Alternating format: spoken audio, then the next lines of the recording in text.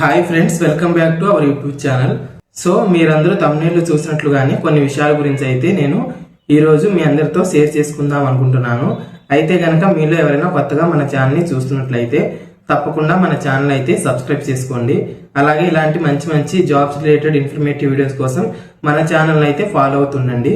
మీకు గనక పర్సనల్గా నాతో చాట్ చేయాలి, లేదంటే పర్సనల్గా నాతో మాట్లాడాలి అనుకున్నట్లయితే మన యూట్యూబ్ ఛానల్ ప్రొఫైల్లో అయితే నా ఇన్స్టాగ్రామ్ లింక్ ఉంది. త్రూ దట్ మీరైతే నన్ను కాంటాక్ట్ అవ్వచ్చు. అయితే మనం లేట్ చేయకుండా వీడియోని అయితే స్టార్ట్ చేసుకుందాము.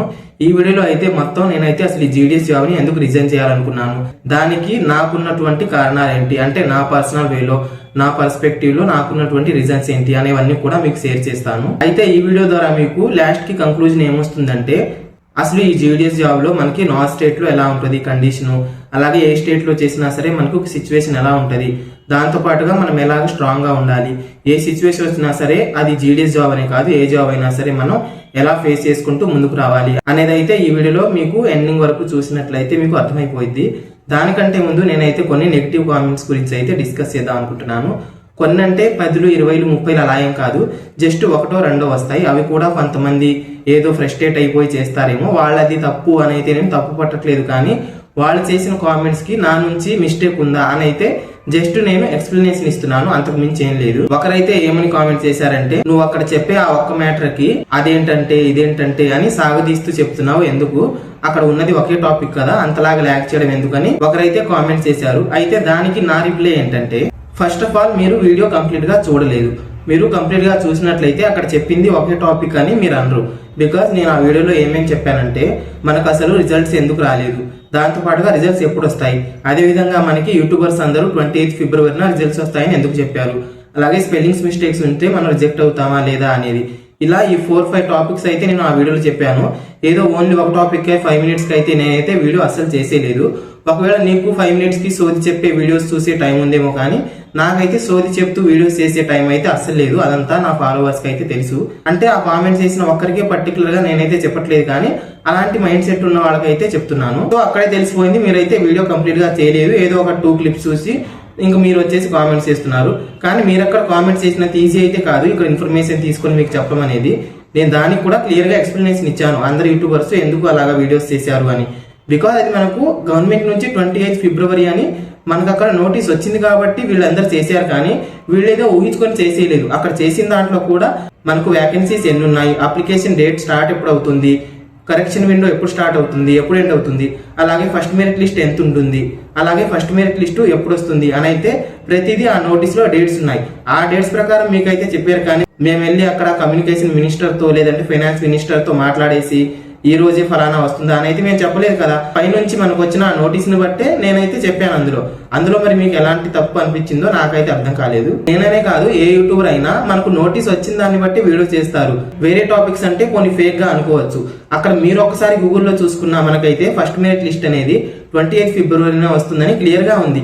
అది రావడానికి ఎవ్వరు ఏం చేయలేరు. అసలు పర్టికులర్ రీజన్ ఏంటి అని కూడా ఎవరికి తెలియదు. నేనేదో సోది చెప్పాలనుకుంటే రీజన్ అది రీజన్ ఇది అని ఏదేదో సోది చెప్పొచ్చు కదా, అలా చెప్పకుండా తెలియదు కాబట్టి తెలియదనే చెప్తున్నాను. ఇంకొకటి ఏంటంటే ల్యాగ్ అనేది నేను ఏ వీడియోలో కూడా అసలు చేయను. మీరు జస్ట్ ఈ ఒక్క వీడియో చూసి కామెంట్ చేసి ఉంటారు. ఈ ఒక్క వీడియోలో కూడా ఆ ల్యాగ్ ఏంటి అనేది కొంతమందికి అర్థమైపోయి ఉంటది.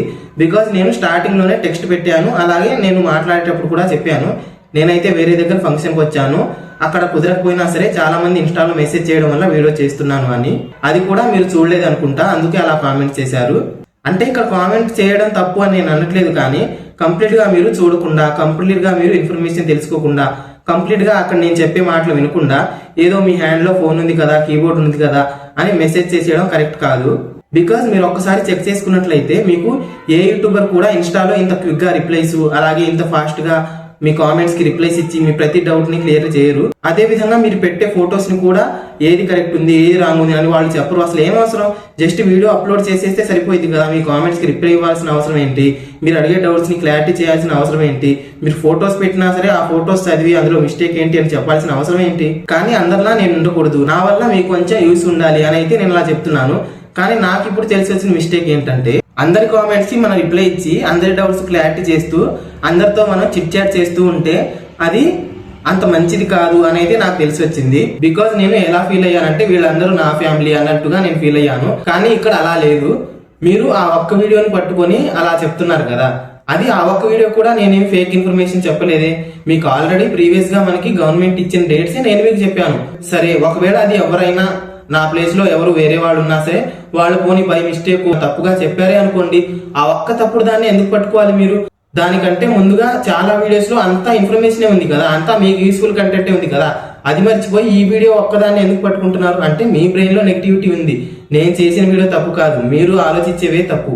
ఇంకొకటి ల్యాగ్ అంటారంటే నేను మాట్లాడే వేనే అది. ఇప్పుడు ఎవరో కోసమని నేను చిన్నప్పటి నుంచి పెరిగిన విధానం, నేను మాట్లాడే విధానాన్ని మార్చుకోలేను కదా, నా వే అది. ఒకటైతే మీరు ఇక్కడ గమనించాలి. మీరున్నారనుకోండి, ఇప్పుడు మీరు మీ ఇంట్లో మీ ఫాదరు, మీ మదరు, లేదంటే మీ సిబ్లింగ్స్, లేదంటే మీ ఫ్రెండ్స్, మీరు అందరూ సేమ్ ఒకేలాగా మాట్లాడతారా? ఎవరి వే ఆఫ్ ఇండివిజువాలిటీ వాళ్ళకు ఉంటుంది, ఎవరి వే ఆఫ్ టాకింగ్ వాళ్ళకు ఉంటుంది.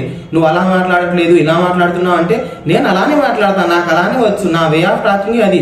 నీకు నా మాటల్లో లేదంటే నా వీడియోస్ లో యూస్ఫుల్ కంటెంట్ లేదంటే ఇక్కడ మీరు చూడాల్సిన అవసరమే లేదు కదా. బికాస్ మీకు ఇన్ఫర్మేషన్ కావాలి. మీరేదో నేను సోది చెప్తాను వినండి అని నేను మీకు చెప్పట్లేదు కదా.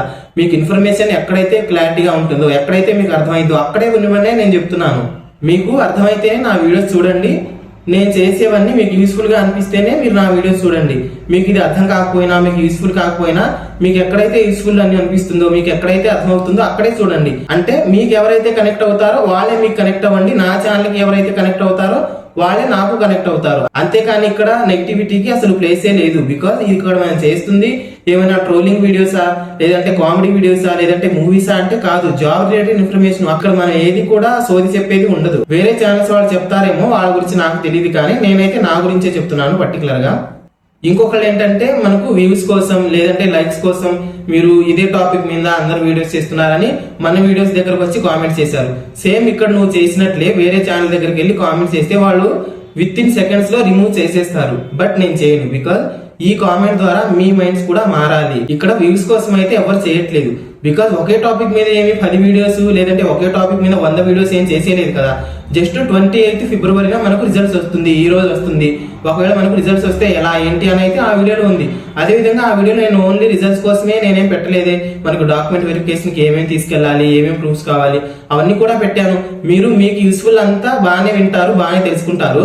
ఎక్కడైతే ఒక చిన్న హోల్ ఉంటుందో ఆ హోల్లోనే దూరిపోదాం అంటే అసలు అది ఎక్కడైనా జరిగే పనేనా? వ్యూస్ కోసం లైక్స్ కోసం అనుకున్నట్లయితే పోనీ ఒక్క వీడియోని 100 సార్లు చేసిందే మళ్ళీ ఎన్నిసార్లు చేస్తావరా నాయన అని మీరు అడగొచ్చు. కానీ అది ఒకే టాపిక్, మనకు నోటీస్ వచ్చిందే 28 ఫిబ్రవరిన, నేను చేసింది అదే. నేనే కాదు, ఎవరైనా అదే చేస్తారు. వ్యూస్ కోసం లైక్స్ కోసం అంటున్నారు. సరే, నేను యూట్యూబ్ చేసి జస్ట్ 4 మంత్స్ అయింది. ఈ 4 మంత్స్ క్రితం నాకు ఏ యూట్యూబ్ ఛానల్ ఉంది, నాకు ఏ లైక్స్ ఉన్నాయి, ఏ వ్యూస్ ఉన్నాయి? మరి నేను బతకలేదా, హ్యాపీగా లేనా అంటే ఉన్నాను.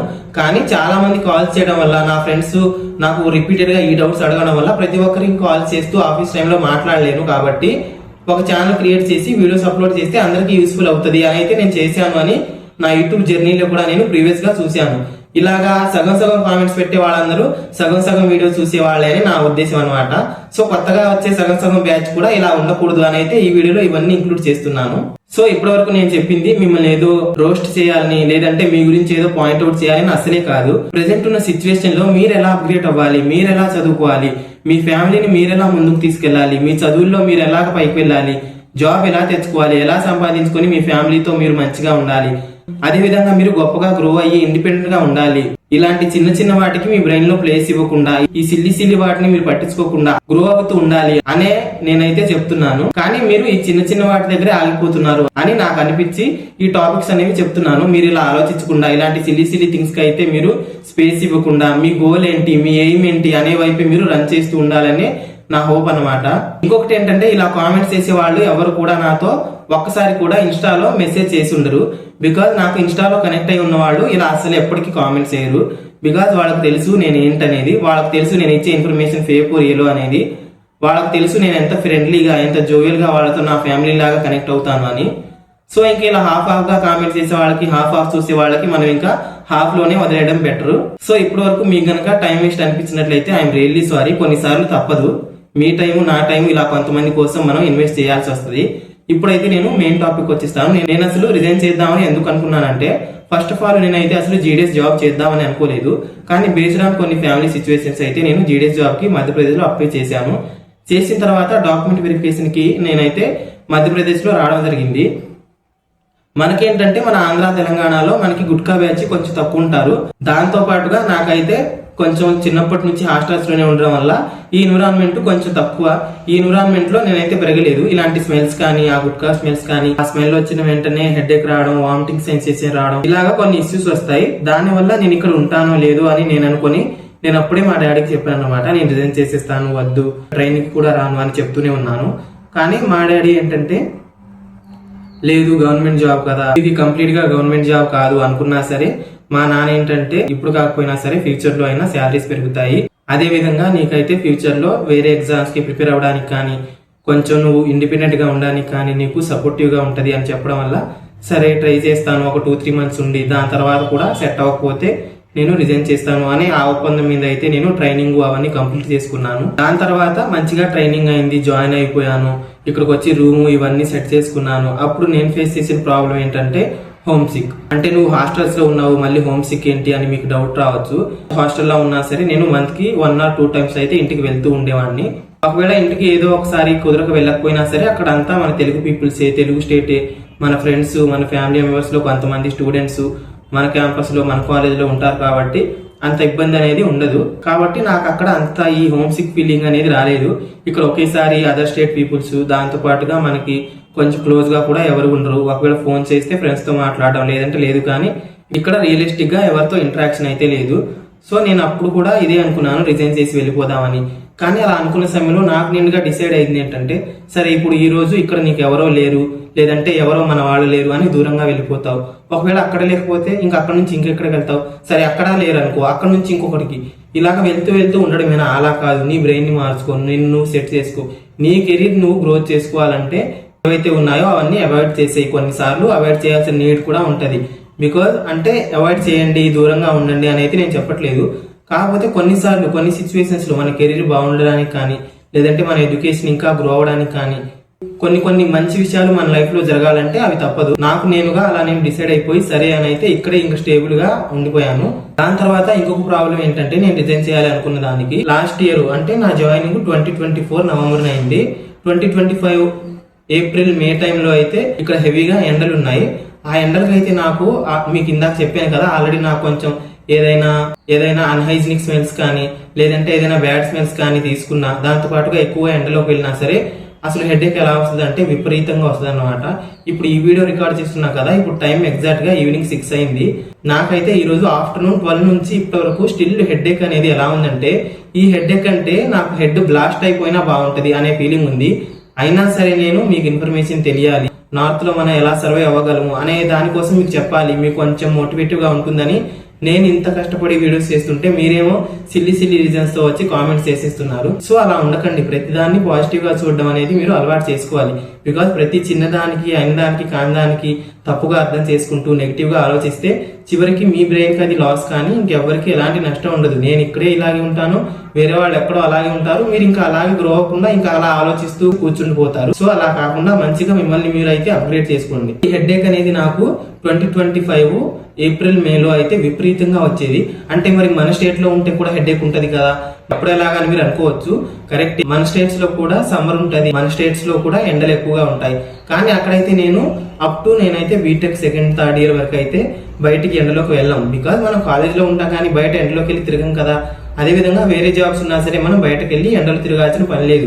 ఇక్కడ ఇది నా వర్క్ ఏంటంటే ఏబిపిఎం కాబట్టి నేను బయట కంపల్సరీ వెళ్లాల్సి వస్తుంది. అది ఏ సీజన్ అయినా సరే వెళ్లాల్సి వస్తుంది. కాబట్టి దానికి తోడు ఏంటంటే మనకు ఎండలు వేడి అంతగా పడదు. కానీ మనం అయితే వర్క్ చేయాలి, తప్పదు. నాకు వేడిగా ఉంటుంది, నాకు ఎండ పడదు, నాకు హెడేక్ వస్తుంది అని చెప్తే మన ఆఫీస్ వాళ్ళు వినరు కదా. మనం వెళ్ళి మనం వర్క్ చేసుకోవాలి కాబట్టి తప్పనిసరిగా వెళ్లాల్సి వచ్చేది. అలా వెళ్లే క్రమంలో నాకు ఎంత హెడేక్ వచ్చేదంటే, పక్కన ఏమైనా స్టోన్ కానీ ఏదైనా పెద్ద చెట్టు కానీ ఉన్నట్లయితే వెళ్ళి దానికి హెడ్ బారేసుకుందాం అనేంత సివియర్ గా హెడేక్ వచ్చేది. అయినా సరే నేను కంట్రోల్ చేసుకుంటూనే ఉన్నాను.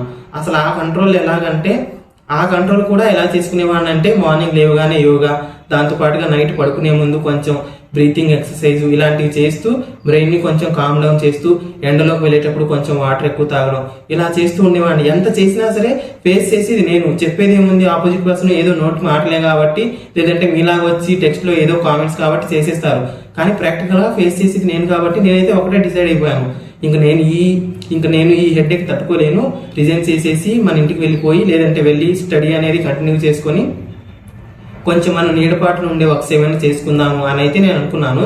కానీ ఇందాక నేను చెప్పినట్లుగానే అక్కడికి వెళ్తాం, అక్కడ కూడా వేరే ప్రాబ్లం వస్తుంది. నువ్వు ఎంత నీడలో ఉన్నా సరే ఏదో ఒక సిచ్యువేషన్ లో బయటకు వెళ్ళి వర్క్ చేయాల్సిన పని అయితే వస్తుంది. అప్పుడు అది వదిలేస్తావా, సరే అది వదిలేసావు, వేరే దగ్గరికి వెళ్ళావు, అక్కడ కూడా ఎండ వస్తుంది, అది వదిలేస్తావా, ఇంకా అలా ఎన్ని వదిలేసుకుంటూ పోవాలి. అంటే కాలం అనేది, సీజన్ అనేది, ఆ ఋతువు అనేది దాని పని అది చేసుకుంటూ పోతుంది. కానీ మనం మన పని చేయట్లేదు కాబట్టి మన పని మనం చేసుకోవాలి. వీటికి కొన్ని రెమెడీస్ ఫాలో అవ్వాలి. జాబ్ వదిలేయడమే సొల్యూషన్ కాదు అని అయితే నేను ఫిక్స్ అయిపోయి సరే అని అయితే రిజైన్ దగ్గరికి కూడా వెళ్ళిపోయాను. అంటే కొంతమందిని అడగడం, మా ఎస్పీఎం సార్స్ని లేదంటే కొంతమందిని రిజైన్ చేసేస్తాను అని అడగడం, అలా చేయడం చేశాను. కానీ వాళ్ళు నాకు ఆ టైంలో చాలా హోప్ ఇచ్చారు. అంటే ఇలా కాదు, నువ్వు ఎర్లీ మార్నింగ్ వెళ్ళేసి లెటర్స్ అనేవి ఇచ్చేయి, సన్ ఎక్స్పోజర్ ఎక్కువగా ఉన్నప్పుడు ఆఫీస్లో కూర్చో, దాంతో పాటుగా ఈవినింగ్ నువ్వు వచ్చే టైంలో కొంచెం కూల్గా ఉంటుంది కాబట్టి ఆ టైంలో నువ్వు నీ వర్క్ చేసుకో అని నాకు చాలా సలహాలు ఇచ్చి నన్ను అయితే రిజైన్ చేయొద్దు అని అయితే సలహా ఇవ్వడం జరిగింది. దాని తర్వాత నేను సరే అనుకుని నాకు నేనుగా అండర్స్టాండ్ చేసుకొని ఓకే అని ఉండిపోయాను. దాని తర్వాత ఇంకొకటి ఏంటంటే, నేను ఎంతో కష్టపడి ఎంతో ప్రిపేర్ అయ్యి నేనైతే IIITలో సీట్ తెచ్చుకున్నాను ఎగ్జామ్ రాసి. ఆ చదువు వదిలేసి అని బ్రెయిన్ లో ఆ థాట్స్ అనేవి తిరుగుతూనే ఉన్నాయి. సో రిజైన్ చేసేసి వెళ్ళిపోదాము, మళ్ళీ వెళ్ళి స్టడీ కంటిన్యూ చేసుకుందాము, ఏ జాబ్ రాకపోయినా పర్లేదు, నచ్చిన చదువుకోవాలి అని అయితే నేను ఎంతగానో అలాగా మెంటల్లీ స్ట్రెయిన్ కి గురయ్యాను. ఇంకా ఇదే ఫైనల్, ఇంతకు మించి ఇంకొకసారి ఈ రిజైన్ టాపిక్ తీసుకురాను, నేనైతే రిజైన్ చేసేద్దాము అని అయితే అనుకున్నాను. కానీ మళ్ళీ థింక్ చేసింది ఏంటంటే, ఇక్కడే ఉండి డిగ్రీ చేసుకో లేదంటే వేరేది ఏమైనా చేసుకో. నేను ప్రీవియస్ వీడియోలో కూడా నేను డిగ్రీ చేయాలా, ఏది చేయాలో నాకు అర్థం కావట్లేదు, మీరు ఒకసారి సలహా ఇవ్వండి అని అయితే మిమ్మల్ని అడగడం జరిగింది. మీలో చూసిన వాళ్ళకి గుర్తే ఉంటుంటుంది. సో ఆ రీజన్ వల్ల నేను రిజైన్ చేసి వెళ్ళిపోదాం అనుకున్నాను. కానీ ఒకసారి మనం జాబ్ లోకి లేదంటే ఒకసారి ఒక ఫీల్డ్ లోకి వచ్చామంటే అది వదిలి వెళ్ళడం అనేది అంత ఈజీ థింగ్ అయితే కాదు. బికాస్ అప్పటికైతే నా సర్టిఫికేట్స్ కూడా నా హ్యాండ్ కి రాలేదు. నేను ఇక రిజైన్ చేసి ఈ ప్రాసెస్ అంతా చేయాలంటే కొంచెం మనీ కూడా ఇన్వెస్ట్ చేయాల్సి ఉంటుంది. సో నాకు ఇవన్నీ చేయడం ఇష్టం లేక సరే ఇంకొంతకాలం వెయిట్ చేద్దాం, ఆలోచనలు ఎప్పుడైనా మారిపోవచ్చు కానీ జాబ్ ఎప్పుడు కావాలంటే అప్పుడు రాదు అని అయితే నేను నా ఆలోచనలు నేనైతే కంట్రోల్ చేసుకుంటూ సరే మనం అనుకున్నవేవి లైఫ్ లో జరగవు. అంటే మనం ఇది కావాలి అని ప్రతిదీ మనం కావాలి అనుకున్నట్లయితే అది జరగదు. మన సిచ్యువేషన్ ని బట్టి, మన కండిషన్ ని బట్టి ప్రతిదీ డిపెండ్ అయి ఉంటాయి. నన్ను నేను అలా గైడ్ చేసుకుంటూ గ్రో చేసుకుంటూ ఇంకా అలా కంటిన్యూ అయిపోయింది. ఇలా 1 year దాటిపోయింది. ప్రెసెంట్ కూడా ఎండాకాలం వచ్చేసింది. ఇప్పుడైతే నాకు చాలా ఇబ్బందిగా ఉంటుంది కానీ తప్పదు. జీవితంలో అన్ని కావాలంటే రావు కాబట్టి కొన్ని మనం అయితే సాక్రిఫైస్ చేయాలి. కొన్ని సాక్రిఫైస్ చేయలేనివి మనకి పడని ఉన్నట్లయితే వాటిని మనకు మనంగానే రెమెడీస్ చేసుకుంటూ మనకి మనంగానే సాల్వ్ చేసుకుంటూ ముందుకెళ్ళాలి. ఇక్కడ ఎలాగంటే మనకి చేపల్లో ముళ్ళులు ఉంటాయని మనం అసలు చేపలు తినడమే మానేయం కదా, ముళ్ళులు తీసుకొని చేపలు తింటాం.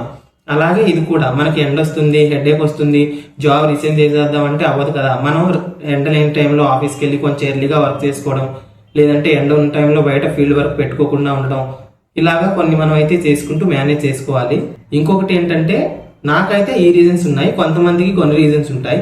సేమ్ నేను వర్క్ చేసే ఈ డిస్టిక్ లోనే కొందరైతే ఇలాగా మనం అకౌంట్స్ ఇన్ని ఓపెన్ చేయాలి, టార్గెట్స్ ఇలా ఉంటాయి అని అయితే ఆ ప్రెజర్ వల్ల కూడా మనకైతే రిజైన్ చేసిన వాళ్ళు ఉన్నారు. అంటే ఇక్కడ ఒక్కొక్కళ్ళది ఒక్కొక్క పర్స్పెక్టివ్ అన్నమాట. అంటే నావి ఈ కండిషన్స్ ఉంటే ఇంకొకళ్ళవి ఈ వర్క్ లోడ్ ఇంత వర్క్ చేయాలా, అంటే విలేజర్స్ ఇంట్రెస్టెడ్ గా లేరు, అలాగే విలేజ్ లో పాపులేషన్ కూడా తక్కువ ఉంది, ఇన్ని టార్గెట్స్ ఎలా కంప్లీట్ చేయాలి అని ఒకళ్ళైతే నేను వర్క్ చేస్తున్న డివిజన్ లోనే, నేను వర్క్ చేస్తున్న డిస్టిక్ లోనే రిజైన్ చేసేయడం జరిగింది.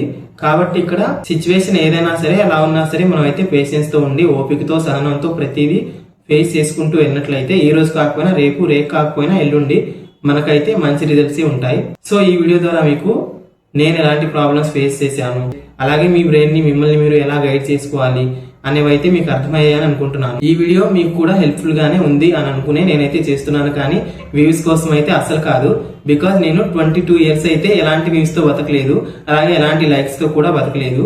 ఇప్పుడు నాకు 22 years, ఇప్పుడు కూడా ఉన్నా లేకున్నా బతకగలను. కాకపోతే నేను సోషల్ మీడియాలోకి వచ్చాను కాబట్టి మీకు ఇన్ఫర్మేషన్ ఇవ్వడం, ఆన్ టైం కి ఇన్ఫర్మేషన్ ఇవ్వడం అనేది నా రెస్పాన్సిబిలిటీ కాబట్టి ఇస్తున్నాను. ఐ హోప్ మీరందరూ కూడా అర్థం చేసుకుంటారని అనుకుంటున్నాను. నెక్స్ట్ ఇంకొక మంచి ఇన్ఫర్మేటివ్ వీడియోస్ తో త్వరలో మీ ముందుకు వస్తాను.